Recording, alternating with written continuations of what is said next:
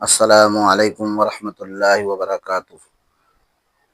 نحمدہ ونصلی علی رسولہ الکریم، اما بعد فاعوذ باللہ من الشیطان الرجیم، بسم اللہ الرحمن الرحیم۔ ان الذین فرقوا دینہم وکانوا شیعا لست منہم فی شیء۔ میرے محترم بھائیو، دوستو، بزرگوں، عزیزو، ایک مرتبہ رسول پاک صلی اللہ علیہ وسلم نے صحابہ کرام سے پوچھا کہ بتاؤ اسلام کا سب سے مضبوط عمل کون سا ہے؟ اسلام کا سب سے پاورفل عمل کون سا ہے؟ کسی نے کہا تبلیغ، تو اللہ کے کہا تبلیغ بھی عمل ہے، بہترین عمل ہے، لیکن جو میں پوچھ رہا ہوں وہ نہیں ہے۔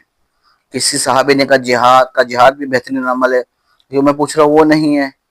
کسی نے کہا اللہ کے راستے میں خرچ کرنا، یہ بھی بہترین عمل ہے، لیکن جو میں پوچھنا چاہ رہا ہوں اس کا سوال کا جواب وہ نہیں ہے۔ کسی نے کہا اللہ کے راستے میں جہاد کرنا کا، یہ بھی بہتر عمل ہے، لیکن جو میں پوچھ رہا ہوں وہ نہیں ہے۔ تو صحابہ کرام نے عرض کیا یا رسول اللہ آپ ہی بتا دیجیے اسلام کا سب سے مضبوط عمل کون سا ہے؟ تو رسول پاک صلی اللہ علیہ وسلم اسلام کا سب سے مضبوط عمل دو شخصوں کا آپس میں محبت کرنا ہے، دو شخصوں کا آپس میں محبت کرنا ہے۔ اور حدیث میں آتا ہے، حدیث کا مفہوم ہے، جب مسلمان بھائی مسلمان سے مصافحہ کرتا ہے، ہاتھ ملاتا ہے، اللہ کو اتنا زیادہ یہ عمل پسند، اتنا زیادہ محبوب ہے، پسندیدہ عمل ہے۔ جب مسلمان سے ہاتھ ملاتا ہے تو ہاتھ چھوڑنے سے پہلے اللہ ان کے گناہوں کو معاف فرما دیتے ہیں، اتنا زیادہ اللہ کو پسند ہے۔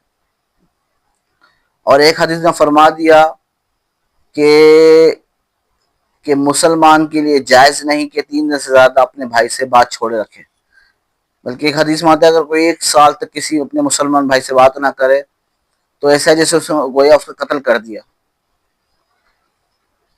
تو بھائیو، ہمیں چاہیے کہ ہم ہر ایک کو محبت دیں۔ آج کل ہر انسان کو محبت کی ضرورت ہے، کوئی کھانے پینے کا بھوکا نہیں ہے، ہر بندہ محبت کا بھوکا ہے۔ جس کو آپ کو اپنا بنانا ہے اس کو محبت دو، اسے پیار دو، اسے اچھے اخلاق سے پیش آؤ، اسے عزت دو۔ تو وہ بھی عزت تو اگر ناچنے والی کو بھی دی جائے تو وہ بھی توبہ کر کے سیدھی راہ پہ آ جاتی ہے۔ عزت اگر شرابی کو بھی دی جائے تو شرابی آدمی بھی توبہ کر کے سیدھی راہ پہ آ جاتا ہے۔ اگر محبت زنا کرنے والے کو دی جائے تو وہ زنا کرنے والے بھی توبہ کر سیدھے راستے پہ آ جاتا ہے۔ لیکن ہمارے یہاں الٹا معاملہ ہے، عکس معاملہ ہے کہ جو شراب کے اندر دھند ہو، شراب میں لگا ہو، ہمیں اسے محبت دینے کے بجائے الٹا ہم اسے نفرت کرنے لگ جاتے ہیں، اسے گھن کرنے لگ جاتے ہیں، اس کو اور دھکا دیتے ہیں، وہ جا کے اور جہنم کے راستے پہ تو ویسے ہی چل رہا ہے، شراب پی کر وہ زنا کرنے والا تو ویسے ہی جہنم کے راستے پہ چل رہا ہے، اللہ کو ناراض کرنے والا تو ویسے ہی جہنم کے راستے پہ چل رہا ہے۔ اوپر سے ہم دھکا دے دیتے ہیں، اس کو نفرت کرتے ہیں، گھن کرتے ہیں، اس وجہ سے وہ زیادہ دین سے دور ہو جاتا ہے۔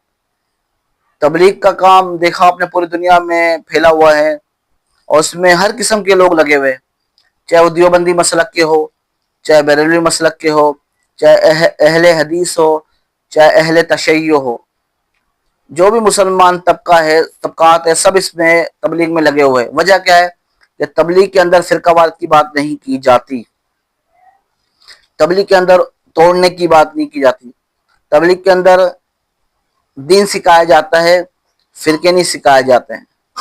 تبلیغ میں جا کے یہ بتایا جاتا ہے کہ اپنی نماز ایسے ٹھیک کرنی ہے، اپنا کلمہ ایسے ٹھیک کرنا ہے، غسل کے کتنے فرائض ہے، وضو کے کتنے فرائض ہے، کتنے مستحبات ہے، کتنے مکروہات ہے، یہ سکھایا جاتا ہے تبلیغ میں۔ اور زبان کا سوال کرنا ہے نہیں کرنا ہے، اس میں صورتیں سکھائی جاتی ہے قرآن پاک کی، اس میں اس وجہ سے لوگ کھچے تبلیغ میں آ رہے، کھچے آ رہے ہیں، اور کتنے غیر مسلم مسلمان ہو رہے ہیں اس تبلیغ کی برکت سے۔ میں رائے گنج میں تھا، پڑھا تھا دور حدیث، تو میں نے دیکھا ایک نوجوان سا لڑکا، اس کی چنی سی داڑھی، آیا میں نے پگڑی پہنی ہوئی تھی، آیا مجھے دیکھا جا رہا، میں نے کہا مجھے کیوں دیکھ رہا بار بھائی، مجھے کیوں دیکھتا ہے؟ تو میرے قریب آیا، مجھے دیکھا جا رہا، کچھ بولتا نہیں، وہ دیکھتا ہے۔ میں نے کہا یار مجھے بار کیوں دیکھ رہے ہو، کیا وجہ ہے؟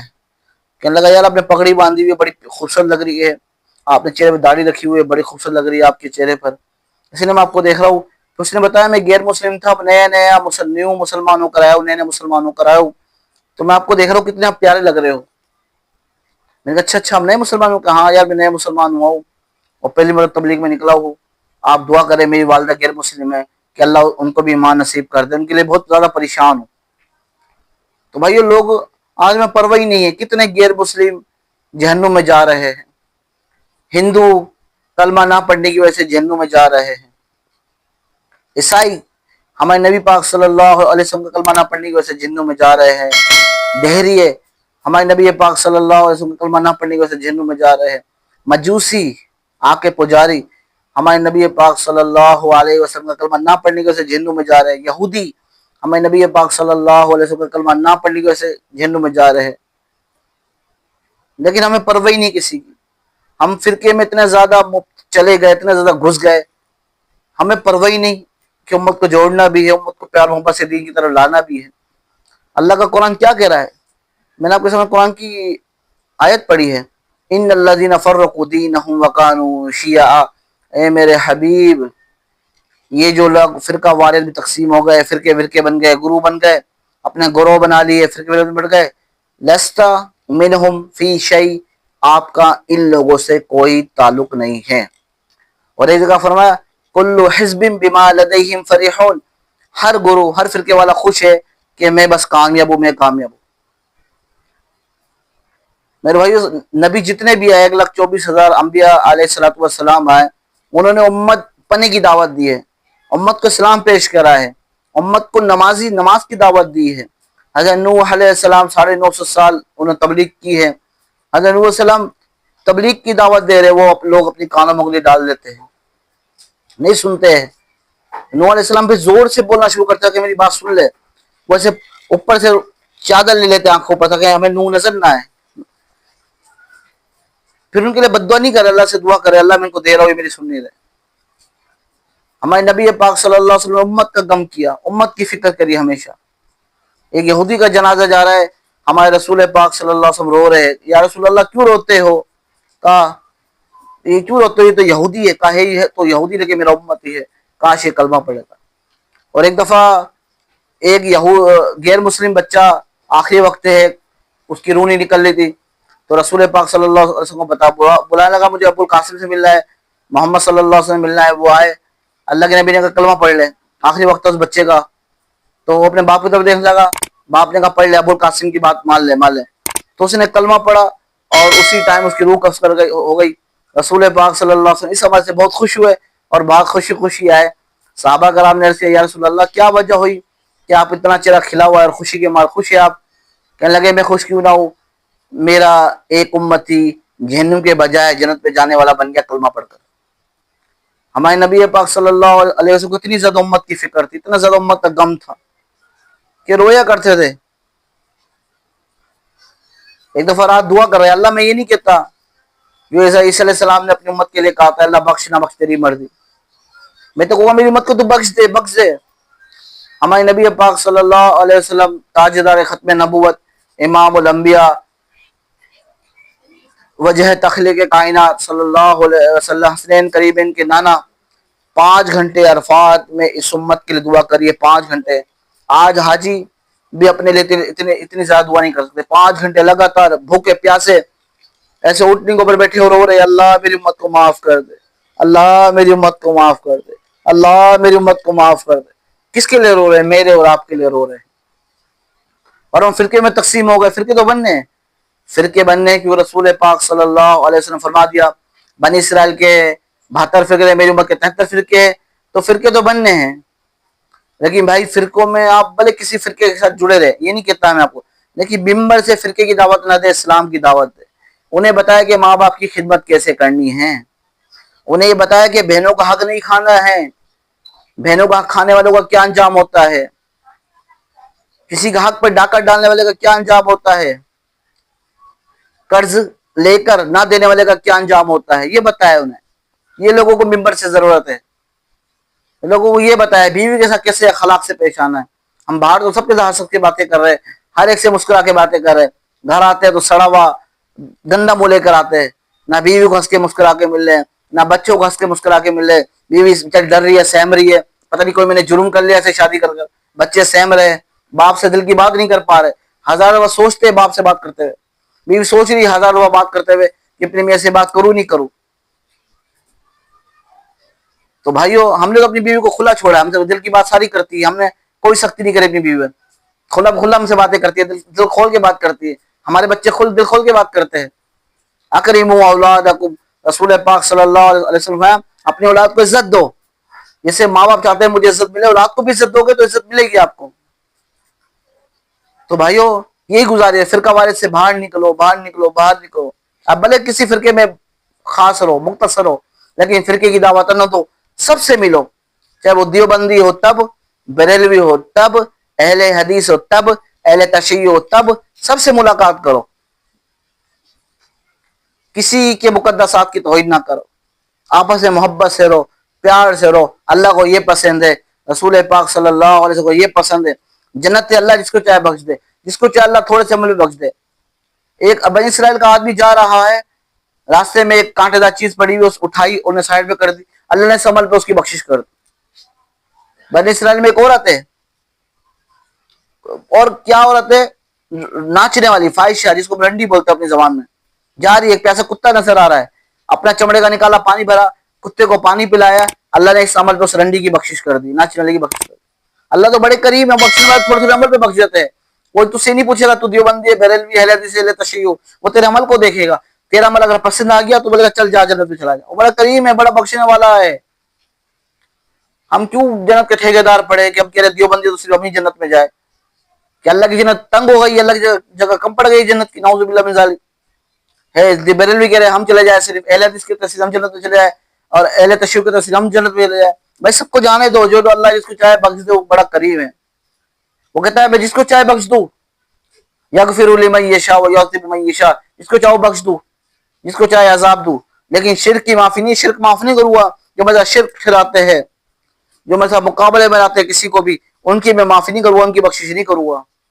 تو بھائی آپ سے یہ گزارش کرنی ہے، ہم نے اپنے استاد محترم مولانا طارق جمیل صاحب اور رائمنڈ کے حضرات سے یہ سیکھا ہے کہ میرے بچوں فرقہ پیش نہ کرو، دین پیش کرو، ہر ایک سے محبت سے ملو، ہر ایک سے پیار سے ملو، سب سے ملو۔ میں تو سب سے ملتا ہوں بھائی، کسی فرقے کا بھی ہو، چاہے وہ دیوبندی فرقے کا ہو، چاہے بریلوی، چاہے اہل حدیث، چاہے اہل تشیع، میں سب سے ملتا ہوں، کہ ہمارے استادوں نے ہمیں سمجھایا یہی ہے کہ ہر ایک سے ملو بھائی، ہر ایک سے محبت کرو۔ ایک بندہ پہلے جہنم کے راستے پہ جا رہا ہے، پہلے ہی وہ گمراہ ہو بیچارہ بھٹک گیا، ہم اس سے نفرت کرے گا تو کیسے دین کی راہ کی طرف آئے گا؟ کون اس کو سمجھائے گا؟ کون اسے دین پیش کرے گا؟ تو بھائی آپ سے یہ گزارش ہے، سب سے ملا کرو، سب کے لیے اپنا دل کشادہ رکھو، وسیع رکھو، بڑا رکھو، اور دل کو بڑا رکھو۔ اللہ بڑے کریم ہے، بخشنے والا، جس کو چاہے بخش دے، کون سے پوچھنے والا ہے۔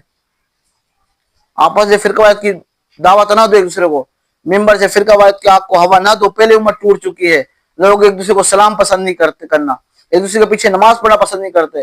ایسی جگہ ہے آپ لوگوں سے پوچھو ہمارے نبی کا نام کیا ہے، لوگوں کو ہمارے نبی کا نام نہیں پتا۔ میں نے ایک سے سوال کیا کہ ہمارے آخری نبی کا نام کیا ہے؟